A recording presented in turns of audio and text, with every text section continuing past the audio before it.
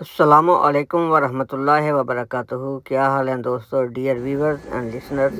Let's today we talk about platelets which is an important factor of blood. Anyway, I am not a doctor but I am a teacher. اس لیے as a general knowledge ہی میں اس پر بات کر سکتا ہوں. تو آئیے دیکھتے ہیں پلیٹلیٹس, جن کا بایولوجیکل نام تھرومبوسائٹس ہے, ان کا انسانی جسم میں کیا کردار ہے اور ان کی کمی پیشی صحت پر کیا اثر ڈالتی ہے, یہ کیسے تیار ہوتے ہیں, and what is their biological بیس.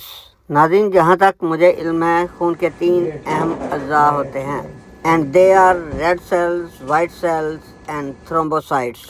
اور کسی بھی زندہ جسم میں ان کا کردار کچھ یوں ہے, یعنی جب کسی بلڈ وین یا خون کی نالی کو نقصان پہنچتا ہے تو یہ آپس میں ایک بانڈ یعنی گچھا بناتے ہوئے مضروب حصے کو ڈھانپ لیتے ہیں اور ایسے کیمیائی مادے خارج کرتے ہیں جو خون میں پائے جانے والے اعضاء میں فوراً ہی عمل کر کے ان کو متحرک اور خون کے جمنے کے عمل کو تیز کر کے خون کا لوتھڑا بنانے میں مدد دیتے ہیں, اور خون کا یہ لوتھڑا مضروب شریان کے اوپر جم جاتا ہے اور خون کے بہاؤ کو مکمل طور پر روک دیتا ہے. اس کا مشاہدہ ہم عام زندگی میں بھی کرتے رہتے ہیں.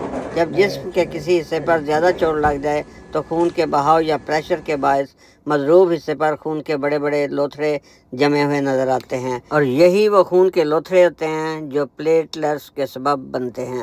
مگر یاد رہے کہ پلیٹلیٹس مکمل طور پر خود تو خلیے نہیں ہوتے, بلکہ یہ بون میرو یعنی ہڈے کے گدے میں موجود بڑے بڑے خلیوں کو, جن کا بایولوجیکل نام میگا کاریوسائٹس ہے, اور خون کے سرکل میں آنے کے بعد ان کا لائف سرکل 7 سے 10 دن تک ہوتا ہے. ایک صحت مند اور تندرست و توانا انسان کے جسم میں پلیٹلیٹس کی تعداد عام طور پر 1,50,000 سے لے کر 4,50,000 تک فی مائکرو لیٹر خون کے درمیان ہوتی ہے.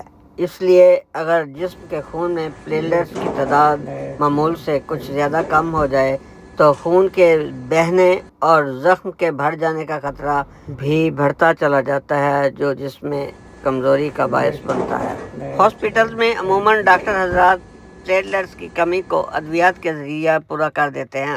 اگر ضروری سمجھیں تو پھر بلڈ بینک سے پلیٹلیٹس حاصل کر کے مریض کے خون میں شامل کر دیے جاتے ہیں. ناظرین, یہی وہ پلیٹلیٹس ہیں جن کی کمی کے باعث میاں نواز شریف صاحب کو بیرون ملک علاج کے لیے بھیجا گیا تھا. مگر کچھ عرصہ قبل ٹی وی پر ایک پروگرام میں فیصل وابڈا نے انکشاف کیا ہے کہ وہ تو ایک جھوٹا بہانہ تھا, جو رپورٹ دکھائی گئی تھی وہ میرے بیمار کتے کے خون کی تھی.